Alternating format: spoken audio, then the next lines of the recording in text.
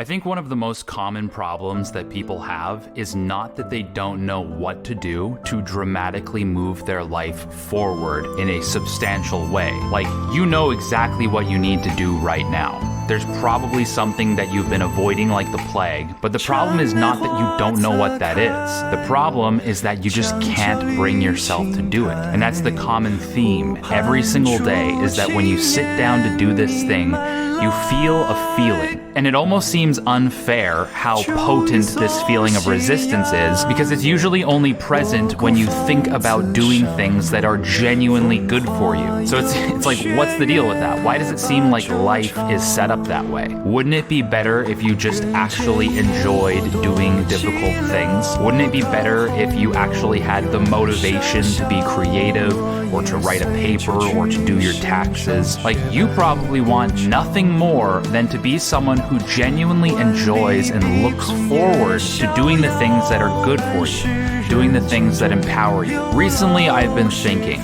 there is one strategy that I have that works every single time. It always makes me do the thing that I need to do. It's not very flattering. It's not very sexy. We don't want to believe that this is the answer. And I feel like there's so much self-improvement advice out there that kind of ignores this fundamental, not even tactic, it's almost a fact of life. And when we ignore this fact, we'll try to do little tips and tricks like, oh, set a timer for 5 minutes and just really try really hard to do the work, or try to think more positive thoughts about your work. But all those strategies, like, they're kind of throwaway strategies. Yeah, they might work here or there, but they get old really quick. This strategy is nuclear. So if you need to do one particular thing, then if you do this, you will do it. Like, you will have no choice. The solution is boredom. Ironically, that's also the problem.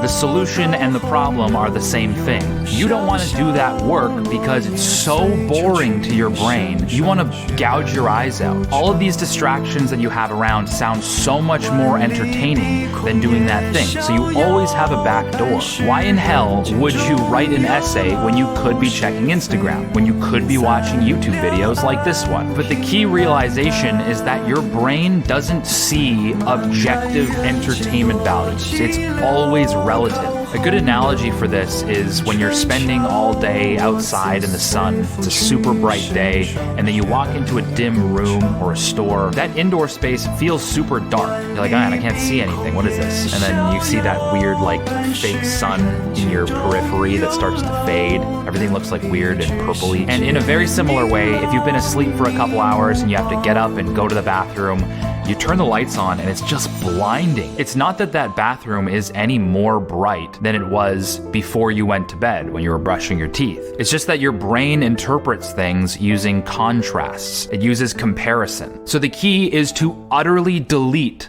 the back doors. The key is to strip away every single option, to sit in a blank room with nothing in it, no phone, nothing. Eliminate your ability to do anything other than the thing that you need to do, and you will do it. And now you might be thinking, oh, it's not that simple. I can just do nothing. Well, you actually won't do nothing. And there's studies to prove it. There was a really weird study published in Science in 2014. That was a mouthful. It's not. What am I, the freaking Neanderthal? That's not a mouthful. That was really hard to say. So in this study, they got a bunch of undergraduate students to sit in an empty room by themselves with absolutely nothing to do and be alone with their own thoughts. But they had one other option, and that was to electrocute themselves with a shocky button. And it turns out 67% of the men and 25% of the women decided that electrocution was better than boredom. And some of the students electrocuted themselves multiple times. Even the ones that didn't electrocute themselves either strongly considered it or at least lamented as to how miserable the quiet time was and how boring it was. You might have heard about this study before, but I think it's a great example as to how much human beings dislike being bored. It's the reason why solitary confinement is considered one of the least humane forms of torture imaginable. There's this ancient torture method where they basically just throw somebody down a hole under the castle and forget about them, like for their entire lives. Number 15. The oubliette. The last thing you'd want after stealing a cup of buckwheat is to end up in one of these motherfuckers. Isn't that That sounds terrible because it's so boring. If you are put in an empty room with nothing to do except one thing, unless that thing is like chop off your hand, you're probably gonna do that thing. And while you're doing that thing will feel so much more entertaining than doing nothing. So you have to ask yourself, what are you constructing your life around? How are you structuring things? Are the things that you're supposed to do entertaining in comparison to the things that you use as distractions? Because the larger the disparity, the more agonizing that thing will be. And you'll find very quickly that if you delete distractions as an option, it works right away. It's insane. This isn't like some dopamine detox that you gotta do over weeks and months and years, although that will help you get used to finding the entertainment value in difficult things. This is something that works right away because your brain needs to survive. It hates feeling bored, so it will make whatever your only option is as entertaining as it needs to. I even have personal evidence for this. One of the most productive, social, and energetic times in my entire life is when I was living in a little 900 square foot basement suite in the middle of suburbia with absolutely nothing to do except edit videos. Okay, so here's Alex looking in the pantry for stuff to eat. These guys cooked us our only good meal that we've had in several days. And basically this whole video is basically just to show off what we have going on in our fridge right now. Ketchup, a little bit of milk, some Korean honey, 3 pickles, salsa, and water. I was absolutely broke, and to edit these videos that I had to do for my very few corporate freelance videography clients, I was sitting on an upside down laundry hamper because I couldn't afford a office chair. But this was deeply motivating to me. Although I did live with my friend Alex, he was hardly ever around, so I had these long periods of loneliness.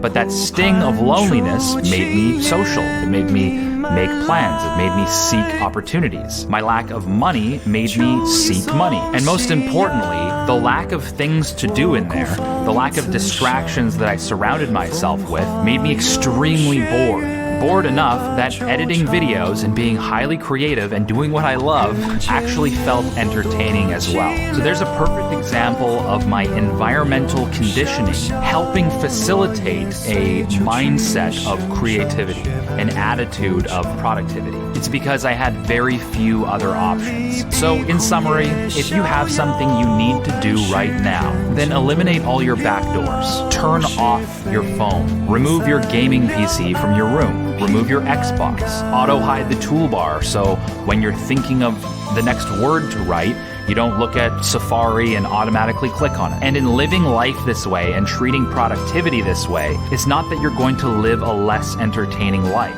In fact, you might find it far more entertaining and fulfilling and empowering than you ever knew possible.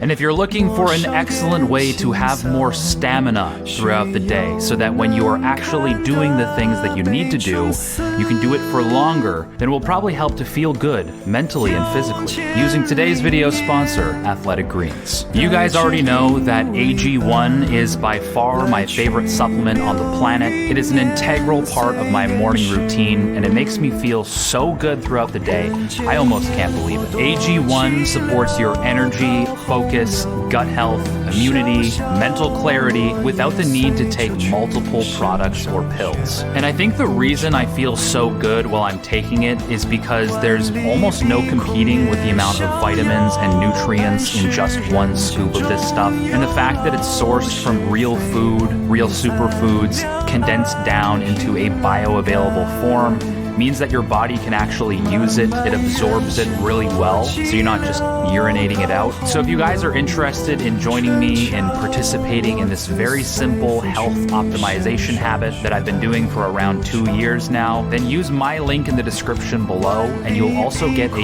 year's supply of their vitamin D3 and K2 complex, which I also have every single morning, as well as 5 AG1 travel packs with your first purchase. So take advantage of that link below, optimize your health, feel fantastic, And as usual, have a great time. If you liked this video, then if you actually hit the like button, that's a huge help because the video will rank better, shoving my bald head into other people's homepages, helping them out, which also helps me out, so it is a win-win for everybody involved. If you've seen my face a couple of times and you like my videos, consider subscribing and hitting up the Instagram. Sometimes I post some memey, silly shit on there.